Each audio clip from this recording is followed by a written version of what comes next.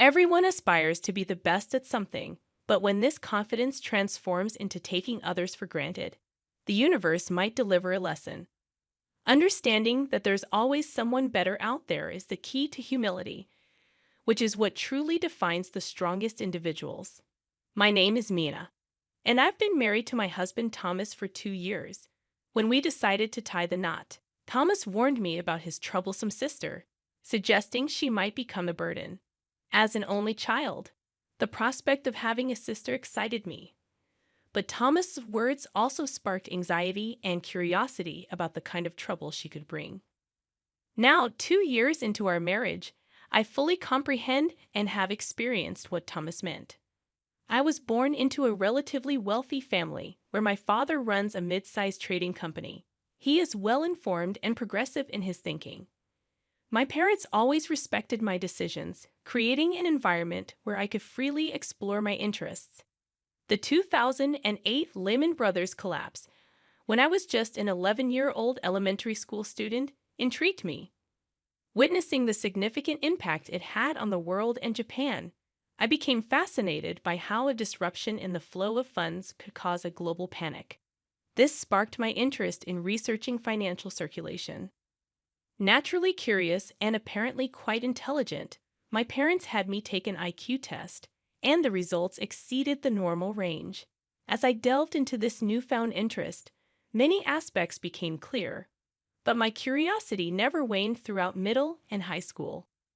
Continuing my exploration of this topic, I pursued a major in college that allowed me to deepen my understanding. As I delved further, my eagerness to apply my knowledge led me to venture into day trading, encouraged by my professor, who highlighted day trading as an excellent way to experience capital flow firsthand.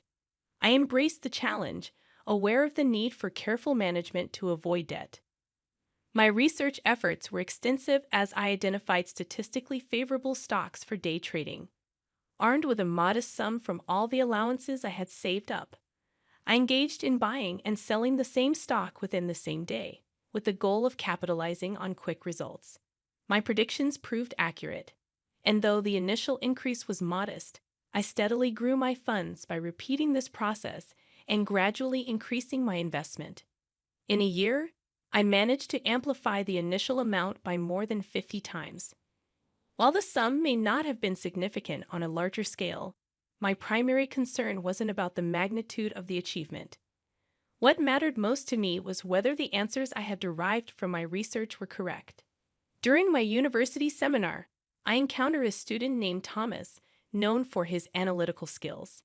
Our shared perspectives on various topics drew us close, and after graduation, despite my initial plan to join my father's company, Thomas proposed an alternative path. He identified a job at a foreign investment firm, a proposition he presented on the day of our graduation ceremony. Following a celebration, Thomas confessed his feelings, and without hesitation, I said yes. His intelligence had always been a source of comfort, and his understanding nature made me feel at ease. As we both embarked on new journeys, gaining experience, our relationship continued to strengthen.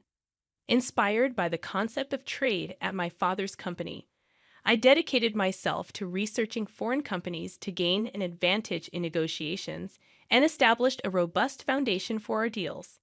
Thomas, with his inherent analytical skills, excelled in identifying profitable investment opportunities, earning high praise within his company. Despite our busy schedules, we maintained our connection through dates that provided refreshing breaks before diving back into our respective work. Over the 5 years of our relationship, we became indispensable to each other, evolving into a reliable support system. Deeply immersed in our exciting careers, we decided it was the right time to take the next step. Thomas proposed, expressing his desire to spend the rest of his life with me. Without hesitation, I accepted his proposal, eager to begin our life together. However, when it was time for a family meeting, Thomas disclosed something important about his sister, Alice. According to Thomas, Alice, his sister 2 years younger, was known for being challenging. He cautioned that she might cause some discomfort or inconvenience. Alice, exceptionally bright from a young age, developed a competitive spirit, looking down on others, including Thomas, whom she considered inferior. Even though Thomas was regarded as a prodigy, Alice claimed superiority, joining a rival investment and consulting firm to compete with him in her career. Thomas was worried that his engagement might affect Alice's pride, as she always sought to prove herself superior. Having no close friends and seemingly without a significant other, Alice appeared to harbor insecurities, masked by a brave face. Thomas was concerned about how she might react, fearing that she would intensify her efforts to demonstrate her strength in the face of our engagement. Attempting to reassure Thomas with a light-hearted "it's okay" proved ineffective, as his worry seemed unending. This only heightened my curiosity about his intense sister, Alice.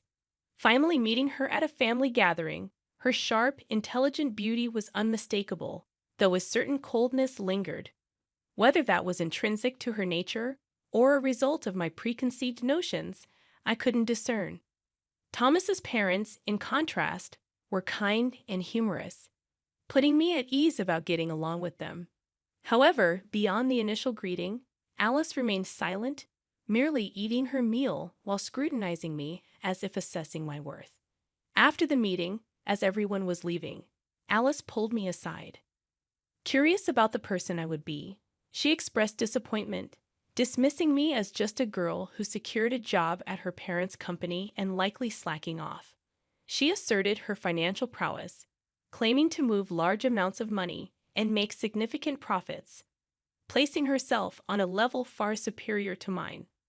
According to Alice, Thomas settling for someone like me was disappointing, and she concluded by stating that today's gain was realizing how much I fell short of her standards. Stunned and unsure how to respond, Alice left the room, leaving me there. Thomas returned, noticing I hadn't left with Alice. Concerned, he asked if something had happened. In response to Alice's jab, I laughed it off, assuring Thomas that it was just a minor comment. Thomas apologized for his sister's rudeness, but I reassured him that I wasn't bothered. It didn't hurt, but I couldn't help but wonder what would happen the next time we met, particularly at the wedding. Strangely, I found myself looking forward to it, anticipating the interesting dynamics that might unfold. Surprised by my response, Thomas and I went on to have a grand wedding attended by family, friends, and colleagues from both sides. We pledged our eternal love and reveled in the joyous occasion, but Alice appeared grumpy and irritated right from the start. Thomas had mentioned that Alice had neither friends nor a romantic partner, so I could somewhat understand her feelings, finding it slightly amusing. During a break for a wardrobe change, as I waited for the staff to assist me, Alice entered seemingly without reason. She remarked that my happiness was only for the day and predicted that, as a plain woman, I wouldn't get the spotlight after the wedding, insinuating that I would just leech off Thomas' earnings. Unfazed, I couldn't comprehend how anyone could be satisfied with that. She declared her intentions to climb even higher on her own and find someone better than Thomas for an even grander wedding. With that rapid-fire monologue, a self-satisfied Alice left without giving me a chance to respond. As the staff walked in just after Alice's departure, I burst into laughter at the timing. Apologizing to the puzzled staff, I started changing, realizing that Alice knew how to keep things interesting. Since the wedding, I had no contact with her. I anticipated seeing her again, perhaps at Christmas when visiting my in-laws, but an unexpected connection with Alice arose sooner than expected. My father decided to seek external consulting for asset preservation and expansion at his company. Although I offered to handle it, he insisted on bringing in outside expertise, choosing a specific firm. Upon hearing the familiar name of the consulting firm during negotiations at my father's company, a sense of recognition washed over me, but I couldn't immediately place it. To my surprise, Alice was among the representatives of the firm, and the realization dawned that it was her company. We exchanged surprised glances, but silently agreed to act as if we were meeting for the first time, keeping our sister-in-law relationship a secret from the other team members. When I discussed the situation with Thomas at home, he already knew about it, expressing frustration. He suggested I step away from the project. but I found the situation amusing and laughed it off. Despite my amusement, I had to maintain professionalism during the negotiations. I pointed out flaws and inadequacies in their proposals, supported by logical reasoning that unsettled them. Alice tried to counter with past examples and mathematical evidence, but my responses exposed their weak points, leaving them silent. The meeting ended in my favor, with the other team agreeing to come up with a second proposal for the next meeting. As I relaxed with coffee after they left, I received a phone call meant for me. Answering the phone, it was Alice. She acknowledged my success, but declared that someone as excellent as her couldn't be bested by me. With a parting shot about not needing guidance from someone like me, she hung up. Bursting into laughter, I held the phone, drawing curious glances from nearby colleagues. From that point on, I took full control of the meetings, with their team often scrambling to respond to my points. Alice attempted comebacks but consistently fell short, her frustration visible. When I shared this with Thomas, he revealed that Alice had never been outdone by anyone before. Additionally, he mentioned that Alice had recently faced rejection from a guy she liked, compounding her irritation. I couldn't help but let out a surprised "huh" and stifle my laughter as the consulting project finally concluded successfully. The opposing team leader thanked us, expressing that they had learned a lot. And as everyone dispersed, Alice and I found ourselves alone. Alice, however, was not satisfied with the outcome. "I'm not satisfied with how things went. I'll make sure to get the better of you next time. Just so you know, I am more excellent. I even bought a tower mansion at my age. Only someone as outstanding as me could afford a brand new tower mansion," Alice declared, emphasizing her success as an investor. With that statement, Alice left, and Thomas later confirmed that what she said was true. Alice had indeed found success as an investor and recently bought a tower mansion to live on her own. While acknowledging her undeniable talent and the achievement within her reach, I genuinely wanted to congratulate her. A few days later, on the weekend, I had some business at a tower mansion. As I stopped at a certain mid-level floor, a door opened, and a resident stepped out. The resident and I locked eyes and both exclaimed in surprise. It was Alice. "Why are you here? If you're not invited to the party, did you come to clean?" I questioned. It seemed that today was the day of Alice's celebrity home party, as she had mentioned. "Not at all. I'm here to deliver something to an acquaintance on this floor."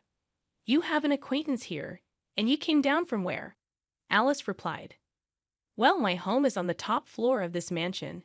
Naturally, I had to come down." I countered, reminding her that she and Thomas lived in a single-story house because Thomas couldn't handle heights. Alice revealed that the tower mansion was her office and workshop. As we argued loudly in the hallway, a voice behind us asked, "Alice, what's going on?" Alice turned and said, "Sorry, Senior." The woman who had spoken and 3 other women looked at us with concern. "I apologize for not greeting you downstairs. I was just dealing with—" Alice seemed at a loss for words. The woman Alice called Senior looked at me, searching her memory, and exclaimed in surprise, "Aren't you Maya?" Alice was visibly confused. The senior explained, "Don't you know? This is Mrs. Mia, our new external board director starting this month. She's also known as the investment goddess whom Alice admires." Alice was speechless at this unexpected revelation, and the senior continued, "Also, she owns a significant share of your company, which made her a board director." Alice was overwhelmed by this unexpected turn of events. The senior added, "Alice, while extremely talented, has a poor reputation regarding teamwork and attitude towards colleagues. If she can't improve, she can't continue working in her current role." Alice was already knocked out by the harsh reality, kneeling and collapsed on the floor. Later, Thomas told me that Alice, once a fierce wolf, had become a small dog. It seemed she finally understood that there's always someone above her. Reflecting on my previous attitude, I felt a bit guilty for finding it all so amusing. Alice has become a lesson for me to never underestimate anyone and to treat others with respect. Thomas apologized for not being more involved in these events, But it's not his responsibility at all. His concern showed his good nature, and I love him all the more for it. My current hope is to start a family with Thomas soon. I can't wait to enjoy life as a family of 3. If Alice changes her mindset and broadens her perspective, she'll surely find friends and a partner soon.